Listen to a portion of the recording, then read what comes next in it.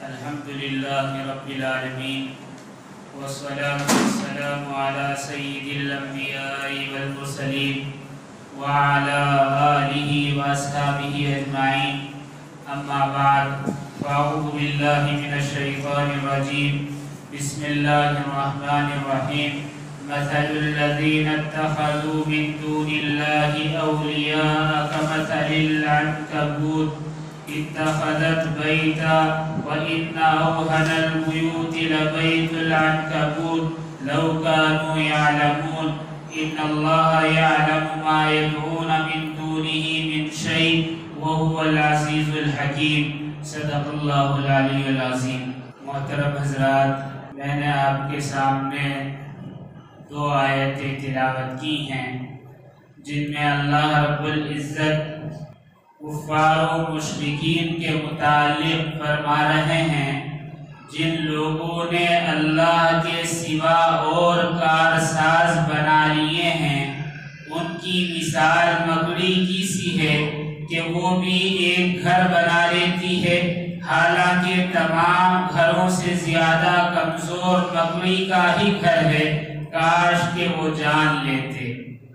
یقیناً اللہ تعالی جانتا ہے جنہیں وہ اس کے سوا پکار رہے ہیں اور وہی زبردست حکمت والا ہے۔ ان 2 آیتوں میں اللہ رب العزت نے ان لوگوں کے متعلق بیان فرمایا ہے جو اللہ رب العزت کو چھوڑ کر کسی اور سے امید رکھتے ہیں۔ ان آیتوں سے پہلے کفار و مشرکین کے متعلق بہت ساری باتیں بیان کی گئی اور دلیلیں دی گئی کہ تم اللہ رب العزت کو کیوں نہیں مانتے۔ پھر یہاں بیان کیا جا رہا ہے کہ وہ لوگ جو اللہ کو چھوڑ کر کارساز کام بنانے والے، کام پورا کرنے والے مقرر کر لیتے ہیں اپنے لیے، ان کی مثال مکڑی جیسی ہے۔ مکڑی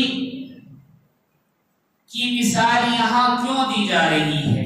اس کی ایک خاص وجہ ہے۔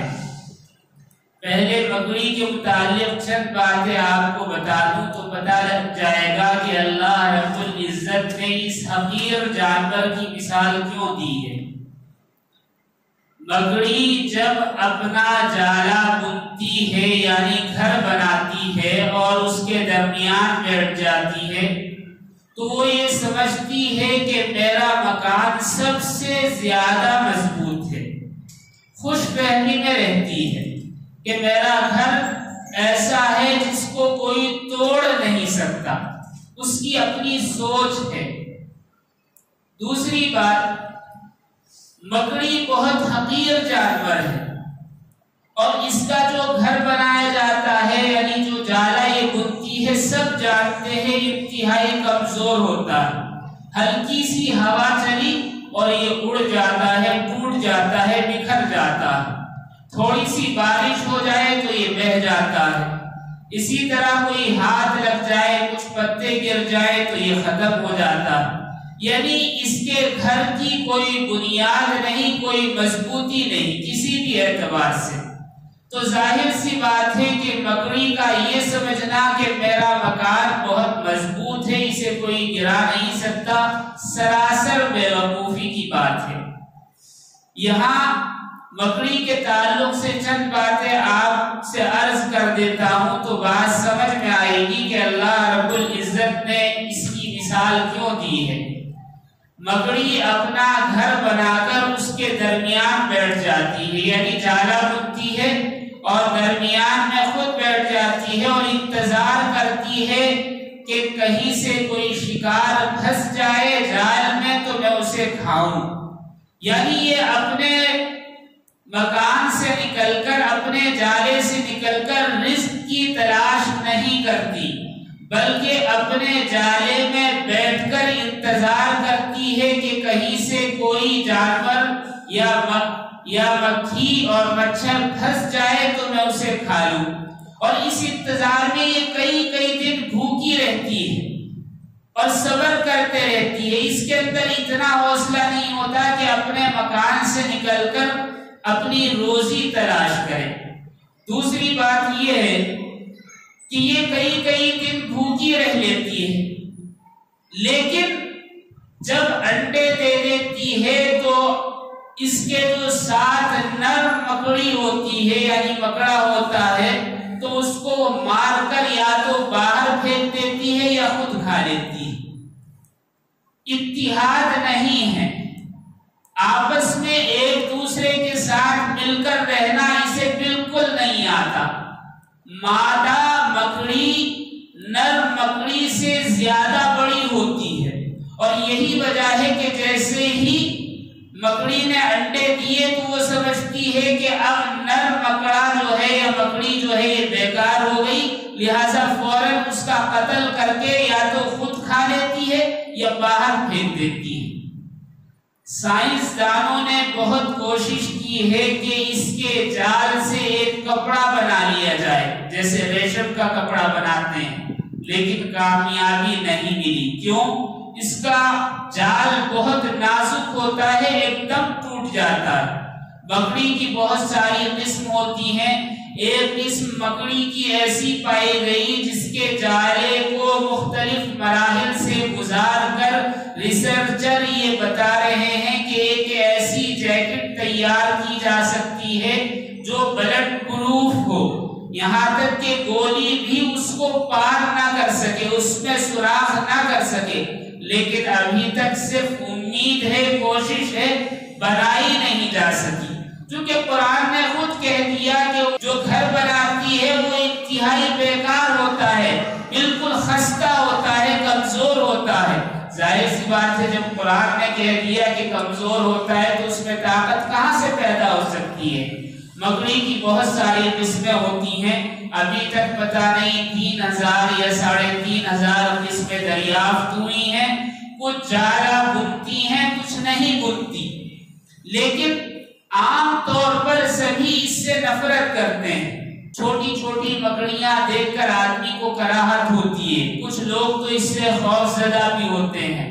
ایک بات یاد رکھیں، جو چیز ناپسندیدہ ہو، جس چیز سے ڈر اور خوف معلوم ہو، یا وہ چیز جس کے فوائد نہ ہونے کے برابر ہوں اور نقصان زیادہ ہوں، ایسی چیز کو اللہ رب العزت جہنم میں عذاب میں کام میں لائیں گے، جیسے کہ سانپ، بچھو اور دوسرے حشرات کے متعلق ہے کہ جہنم میں وہ بھی ہوں گے جو جہنمیوں کو ڈسیں گے اور ایذا پہنچائیں گے، تکلیف پہنچائیں گے۔ ان میں ایک مکڑی بھی ہے، بہت ساری روایات سے ثابت ہے۔ بہرحال مکڑی ایک عام ہوتی ہے جو ہمارے یہاں پائی جاتی ہے، یہی مکڑی ساری دنیا میں عام ہے، بے انتہا کمزور، لاغر، اس میں کوئی طاقت نہیں، اس کے گھر میں کوئی مضبوطی نہیں، ہلکی سی ہوا میں منہدم ہو جاتا ہے۔ لیکن چند اور قسمیں بھی ہیں۔ ایک مکڑی ہوتی ہے انتہائی رنگ برنگی، یعنی بہت سارے کلر اس کے اندر ہوتے ہیں، آدمی دیکھتا ہے تو دل چاہتا ہے کہ اسے ہاتھ لگائے، لیکن اللہ رب العزت نے اس کے اندر ایسا زہر رکھ دیا ہے کہ اگر اسے کوئی ہاتھ لگا دے تو جسم میں زہر پھیل جاتا ہے۔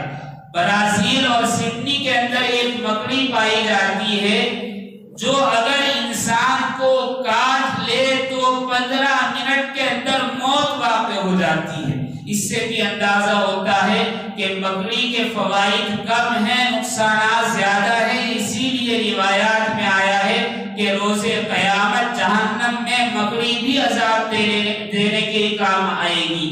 بہرحال آپ یہ بات ضرور سوچ رہے ہوں گے کہ جب اس کے نقصانات ہیں، اس کے فوائد کچھ نہیں، تو اللہ رب العزت نے اسے کیوں بنایا؟ یہ صرف ایک کام میں آتی ہے، وہ کیا ہے؟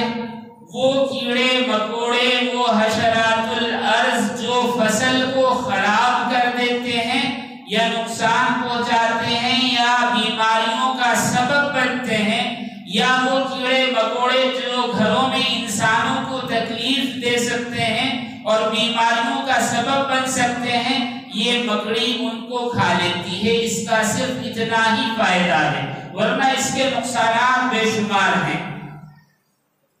اس مکڑی کی جو مثال اللہ رب العزت نے دی ہے وہ یہ ہے کہ مکڑی کے عام طور پر 8 پاؤں ہوتے ہیں اور 6 آنکھیں ہوتی ہیں۔ 6 آنکھیں رکھ کر مکڑی صحیح فیصلہ نہیں کرتی کہ مجھے کہاں رہنا ہے کہاں جانا ہے۔ اسی طرح ان لوگوں کی مثال ہے جو اللہ کو چھوڑ کر دوسروں پر اعتماد کرتے ہیں اور یہ سوچتے ہیں کہ دوسروں کے ذریعے میرا کام نکل جائے گا، میرا مسئلہ حل ہو جائے گا، دوسرا اللہ کے علاوہ میری مدد کرے گا۔ ایسا نہیں ہو سکتا۔ کیوں؟ مکڑی 8 پاؤں رکھ کر 6 آنکھ رکھ کر کچھ نہیں کرتی، اپنے جال میں بیٹھی رہتی ہے، اپنے رزق کا بندوبست نہیں کرتی۔ وہ چیز جس پر انسان اعتبار کرے اس کی مثال مکڑی سی کی ہے۔ کیوں؟ اس لیے کہ مکڑی اپنا رزق خود تلاش نہیں کرتی، وہ دوسروں کے کیا کام آئے گی۔ اسی طرح یہاں بھی جو اللہ کے علاوہ جن سے امید لگائی جاتی ہے وہ اپنا کام خود نہیں کر سکتے، تو ظاہر سی بات ہے وہ دوسروں کا کام کیسے کر سکتے ہیں۔ یہاں مراد بت ہیں، یعنی جن کی لوگ پرستش کرتے ہیں، پوجا کرتے ہیں۔ آیت کریمہ میں جو بیان کیا گیا ہے وہ یہ ہے کہ اللہ رب العزت کے علاوہ اپنا مددگار یا اپنا دوست اور اپنا کارساز بناتے ہیں۔ لفظ استعمال ہوا ہے اولیاء، یعنی دوست، کارساز، کام بنانے والا، مددگار۔ یہاں یہ نہیں کہا کہ جو اللہ کے علاوہ دوسروں کی عبادت کرتے ہیں، نہیں، یہ کہا گیا ہے جو اللہ کے علاوہ کسی کو اپنا دوست یا مددگار بناتے ہیں۔ اس سے یہ مراد ہے کہ اگر کوئی مومن بھی اللہ رب العزت کو چھوڑ کر کسی کو اپنا کارساز اور مددگار بناتا ہے تو اس کے لیے بھی یہی چیز ہے کہ وہ ایک بالکل ایسی چیز پر بھروسہ کر رہا ہے جو کسی کام آنے والی نہیں ہے، کسی بھی طرح سے اس کے لیے نفع بخش نہیں ہو سکتی، کیونکہ مکڑی خود اپنے کام نہیں آتی، وہ دوسروں کی کیا کام آئے گی۔ یہاں پر علماء کرام نے بہت ساری باتیں بیان کی ہیں، وہ یہ کہ مکڑی کی طرح جیسے کہ مکڑی خود اپنا کام انجام نہیں دیتی، کسی اور سے مدد کی امید رکھنا اور کسی اور کو کارساز اور کام بنانے والا سمجھ لینا یہ بے وقوفی ہے۔ اس لیے کہ اللہ کے علاوہ کوئی کارساز، کوئی مدد کرنے والا نہیں، اس لیے کہ جو جس کو مدد کرنے والا بنایا ہے اسے خود اللہ رب العزت نے بنایا ہے۔ اگر اللہ اسے توفیق دے تو ممکن ہے کہ وہ مدد کر دے، یہ بھی اللہ کی مرضی پر ہے، اور اگر اللہ چاہے تو جو اس کے اندر طاقت اللہ نے رکھی ہے، جس پر اس نے اعتبار کیا ہے، ممکن ہے اللہ تعالیٰ وہ طاقت بھی چھین لے تو یہ کسی قابل نہ رہے، تو ظاہر سی بات ہے کسی پر اعتبار نہیں کیا جا سکتا۔ حضرت علی رضی اللہ تعالیٰ عنہ کا قول ہے، امام قرطبی فرماتے ہیں کہ مکڑی کے جالوں کو اپنے گھر سے صاف کر دو، اس لیے کہ یہ افلاس پیدا کرتی ہے، یعنی غربت پیدا کرتی ہے، یعنی اس کا مطلب یہ ہے کہ اس میں کوئی خیر نہیں ہے۔ ظاہر سی بات ہے جس چیز میں خیر نہیں ہے اس جیسوں پر اعتبار کرنا بھی خیر نہیں ہے، اس میں کوئی بھلائی نہیں ہے۔ اسی لیے بہت سارے علماء فرماتے ہیں اس آیت کے ضمن میں کہ بہت سارے لوگ کسی چیز پر اعتماد کر لیتے ہیں کہ میرے پاس پیسہ ہے، میں اس سے ایسا کر لوں گا، اس پر بھی اعتبار نہیں کرنا چاہیے۔ کچھ لوگ بیمار ہوتے ہیں اور اللہ رب العزت کو بالکل بھول کر صرف ڈاکٹروں پر یا دواؤں پر اعتماد کر لیتے ہیں، یہ بھی درست نہیں ہے، یہ بھی اسی ضمن میں آتا ہے۔ اس لیے کہ نبی کریم صلی اللہ علیہ وسلم اور قرآنی آیات سے معلوم ہوتا ہے کہ علاج تو ضرور کیا جائے اور ڈاکٹر یا معالج کو دکھایا بھی جائے، لیکن توکل اور بھروسہ امید صرف اللہ سے ہونی چاہیے۔ اس لیے کہ قرآن نے کہا کہ جب میں بیمار ہوتا ہوں تو اے اللہ تو ہی شفا دیتا ہے، اور بہت ساری احادیث، بہت سارے واقعات انبیاء کے اس بات کے شاہد ہیں۔ اسی کے پیش نظر علماء، فقہا اور اولیاء کرام یہ بھی بیان کرتے ہیں کہ تعویذ پر بھی بھروسہ نہیں کرنا چاہیے، قرآن کریم پر اعتماد رکھے، اللہ سے امید رکھے، لیکن تعویذ پر ہی بھروسہ نہ کیے بیٹھے، اس لیے کہ تعویذ میں بھی کوئی جان نہیں ہوتی۔ اگر حکم ہوتا ہے تو اللہ کے حکم سے فائدہ ہوتا ہے، ورنہ اس میں کوئی خود بخود جان نہیں ہوتی۔ اسی طرح بہت سارے لوگ آج کے زمانے میں ہم میں سے مومن ہیں، مسلمان ہیں، لیکن براہ راست صاحب قبور سے مانگتے ہیں، یعنی مزارات پر جا کر منت مانگتے ہیں اور بہت ساری دعائیں براہ راست انہی سے مانگتے ہیں، اللہ سے نہیں مانگتے۔ تو یہ اس آیت میں وہ بھی شامل ہو جاتے ہیں، اس لیے کہ اللہ سے مانگا جائے، جن کے پاس گئے ہیں ان کے وسیلے سے مانگ سکتے ہیں، جائز ہے، درست ہے، لیکن اللہ کو چھوڑ دیا جائے، کسی اور سے مانگا جائے، یہ بالکل درست نہیں۔ بعض مفسرین تو فرماتے ہیں کہ یہ شرک ہے، اور بعض کہتے ہیں کہ شرک تو نہیں لیکن گناہ کبیرہ ہے۔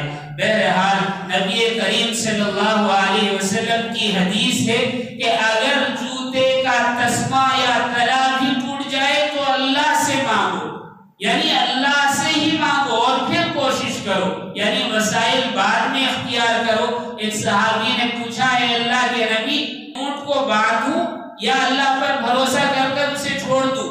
اللہ کے نبی صلی اللہ علیہ وسلم نے فرمایا، باندھو اور اللہ پر اعتماد رکھو، یعنی اسباب بھی اختیار کرو، لیکن حقیقتاً اللہ پر ہی اعتماد ہونا چاہیے۔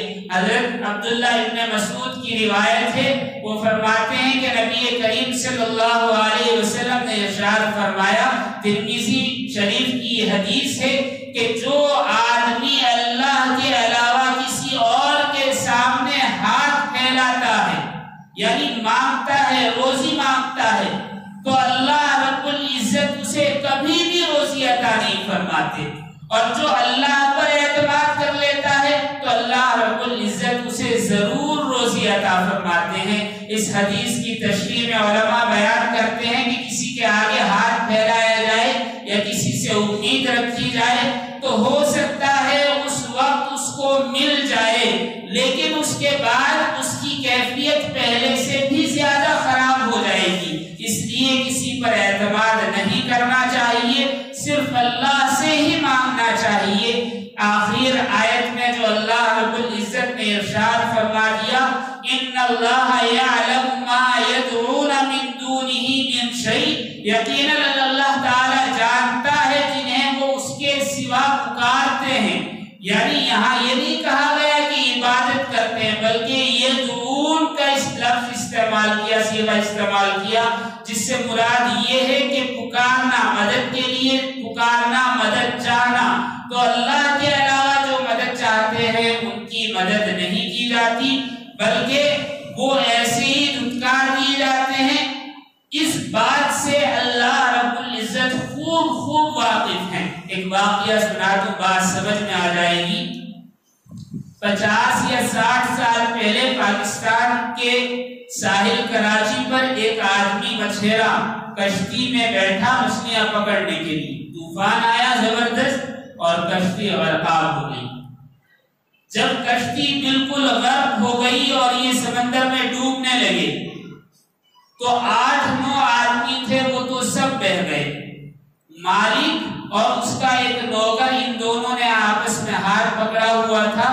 مالک کو ایک بات یاد آئی، جب اس نے کشتی رانی سیکھی تھی، یعنی کشتی چلانا سیکھا تھا، اس زمانے میں اس کے استاد نے اسے کہا تھا کہ اگر کبھی طوفان میں گھر جاؤ یا مصیبت میں تو صرف اللہ کو پکارنا۔